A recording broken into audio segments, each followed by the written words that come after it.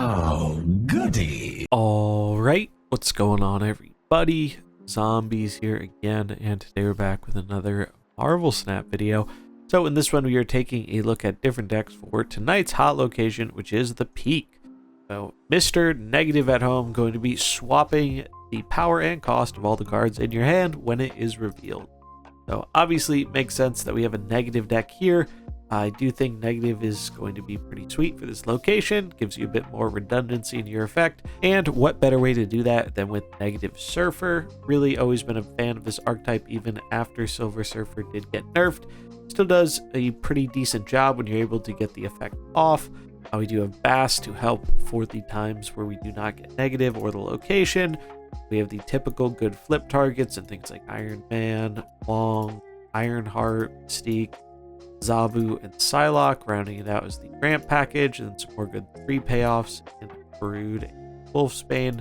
Just a really solid deck all around, and definitely going to see a bit of a boost with this hot location. Next up, we have a Sandman ramp deck. Sandman, even though he was nerfed relatively recently to a 5/3, actually benefits from this location because now he will only cost 3 mana, which is pretty convenient. Also, a big heavy hitter with this one is going to be Arnim Zola, being able to double up on things that are really strong, especially things that we might have flipped previously, like let's say a flipped Iron Man or a flipped Jubilee or White Tiger. Definitely makes Zola a real big threat. We have some standard ramp pieces in Electro and Wave, and then Jubilee also acting as a pseudo ramp piece to get a big thing out ahead of the curve. We have the standard Doom and Odin, which you always find in your ramp lists, as well as Chavez, which will occasionally be pulled out by the Jubilee. And it is also just there for getting the benefits of getting your ramp cards earlier on in the game, and then Nebula and Sunspot to round it out as some very powerful 1-drops that usually get a decent amount of stats, especially relative to their cost. Next up here, we have Dino Darkhawk. So this one still doing really well right now.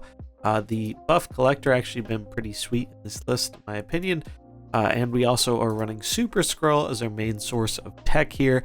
Now, depending on your own personal preference, you can put in Shang-Chi, you can put in Enchantress, but there's a lot of ongoing around, and I think there's going to be even more ongoing around with this location.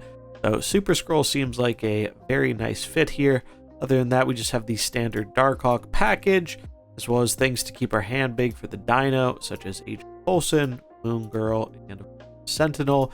And then we have our Devil Dino and Doom to round it out. You could also consider Mystique in this list, but it is, there are a lot of good options for this list, so it can be hard to find the perfect 12, but this is one I've been liking a lot, and I think is going to get pretty decent boost from the hot location.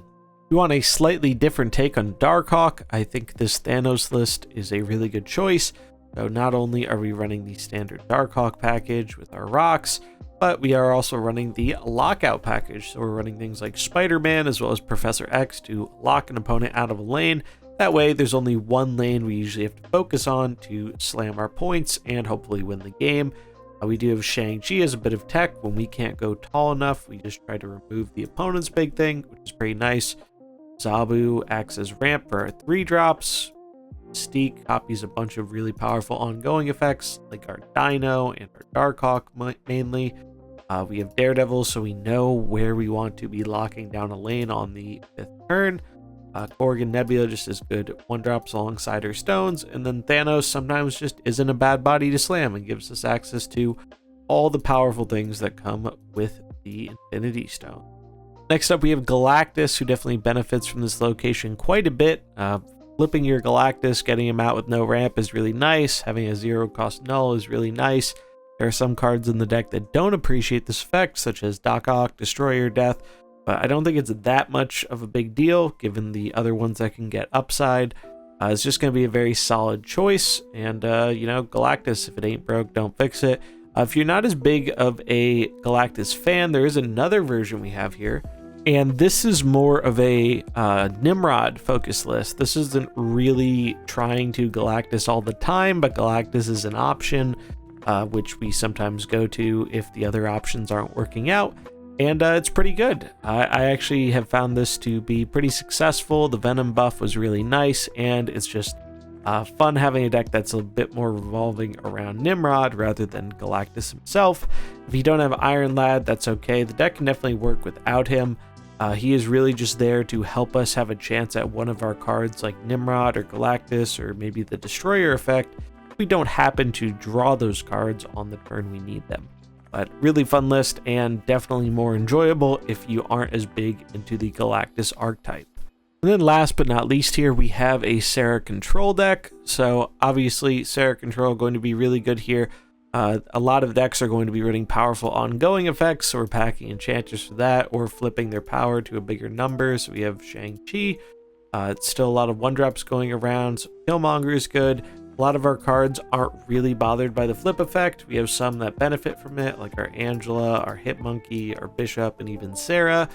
Some don't care, and some at worst are a 1 mana reduction or a 1 mana increase. So it's not the worst thing in the world, just a pretty solid deck that is not overly impacted by this location. Sometimes it gets a nice benefit, but more importantly, I think it's going to be good at answering a lot of the decks people are trying for the hot location. And that is going to wrap it up for this video. Let me know what you think in the comments below. Are there any decks you're excited to try out for this location? And as always, the decks will be available in the description. If you enjoyed it, remember to like and subscribe, and I'll catch you in the next one. Peace.